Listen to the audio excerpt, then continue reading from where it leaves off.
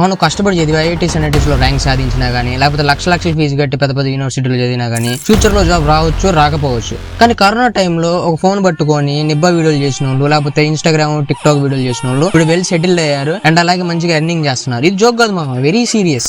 ఈ మధ్య కాలంలో కాంటెంట్ క్రియేషన్ అనేది new engineering, new medicine, new MBA. మన కాలేజ్ లో 4 years ఉంటాం. ఈ 4 years లో internals, externals, assignments, stress, night outs and last కి కష్టపడి చదివాలని ఒకట్లా అన్ని సెమిస్టర్స్ పాస్ అవుతాం. మరి జాబ్ వస్తుందా?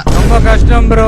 బయట మీరు చూసారంటే ఎంతో మంది జస్ట్ ఇంటర్వ్యూస్ కోసం వేల మంది వెయిట్ చేస్తున్నారు. బట్ ఒక ఫోన్, ఒక ఐడియాతో వాళ్ళు మొత్తం మిమ్మల్ని చూస్తుంది. దీన్నే కాంటెంట్ క్రియేషన్ అంటారు. ఇంకా ఆలోచించేది ఏం లేదు మామ, స్టార్ట్ చేయి. ఫోన్ ఉంది కదా, ఐడియా ఉంది కదా, స్టోరీ గానీ లేకపోతే ఏదైనా స్కిల్ ఉంది కదా, దాన్ని కాంటెంట్ క్రియేషన్ గా కన్వర్ట్ చేసి, మీకు ఎగ్జాంపుల్ గా చెప్పాలంటే ఎవరైతే కాంటెంట్ క్రియేషన్ స్టార్ట్ చేసి ఇప్పుడు సక్సెస్ఫుల్ అయ్యారో కొంతమందిని చూద్దాం. ఎగ్జాంపుల్ గా విఆర్ రాజా, 301 డైరీస్, ప్రసాద్ టెక్ అన్న, ప్రశు బేబీ అండ్ అలాగే షణ్ముఖ్ జశ్వంత్, ఇంకా చాలా మంది కాంటెంట్ క్రియేషన్ వల్లే వాళ్ళ లైఫ్ అనేది చేంజ్ అయింది. సో కాంటెంట్ క్రియేషన్ స్టార్ట్ చేయి. అలా అని చెప్పేసి కాంటెంట్ క్రియేషన్ అంత ఈజీ ఏం కాదు. ఒక వీడియో గానీ లేకపోతే ఒక షార్ట్ వీడియో రీల్ చేయాలంటే దాని వెనకాల ఫస్ట్ ఒక మంచి ఐడియా ఉండాలి, స్క్రిప్ట్ ఉండాలి, ఆ తర్వాత దాన్ని షూట్ చేయాలి, ఆ తర్వాత ఎడిట్ చేయాలి. సో దీని వెనకాల చాలా పేషెన్స్ తో కూడిన వర్క్ ఉంటది.